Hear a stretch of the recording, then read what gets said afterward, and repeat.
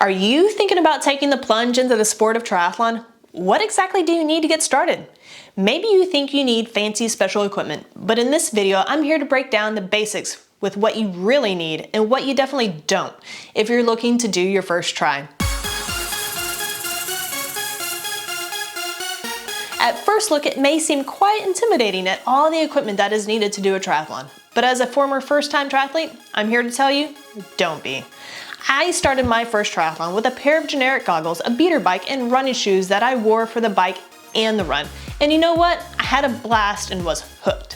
While you might see numerous triathlon-specific bikes in transition and hear the experienced triathletes talking about their power meters and riding with those pointy arrow helmets, not to mention clip-in bike shoes, heart rate monitors, bike computers, race wheels, no doubt it can feel overwhelming.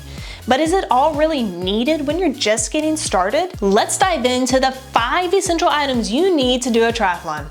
Something to wear during the race, goggles, a bike, a helmet, and some running shoes. Now you might need a wetsuit depending on your race location. If the water temperature is cold enough, wetsuits are allowed.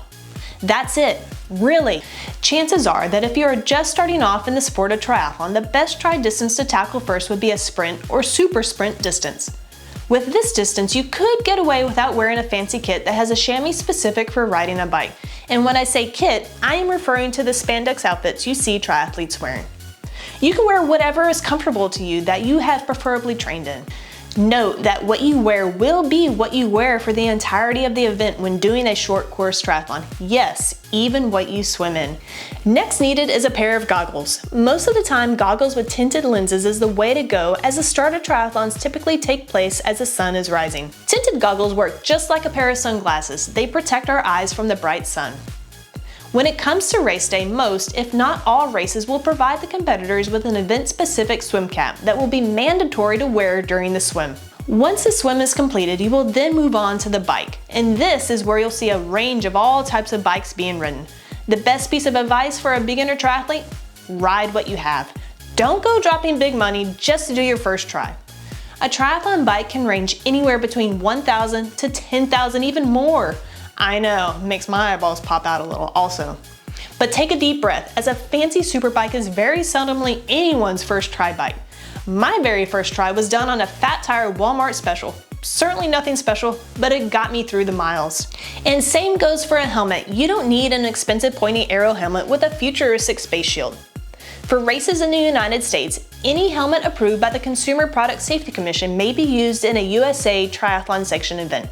To know if it is, there will be a label on the inside of the helmet. The final item needed for the bike portion would be a pair of shoes. If you're like I was, riding a very entry-level bike, your pedals are flat and don't require specific shoes. You can just use the shoes you plan to run in, which will save you transition time in the long run. Once the bike portion is over, you are already set for the run. You will already have your running shoes on, so you'll be ready to go. Now, of course, there are items that you might want, such as a hat, sunglasses, and a race belt. A race belt is an elastic band that you can attach your paper race number bib to. While it's not necessary, I do recommend a race belt because it's the fastest way to put your bib on, which will be required for the run and sometimes even the bike.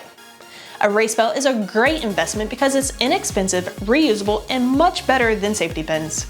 Hard to believe, but that's it. Don't let the fear of fancy gear limit your participation in the sport, and don't worry about being judged by your equipment on race day.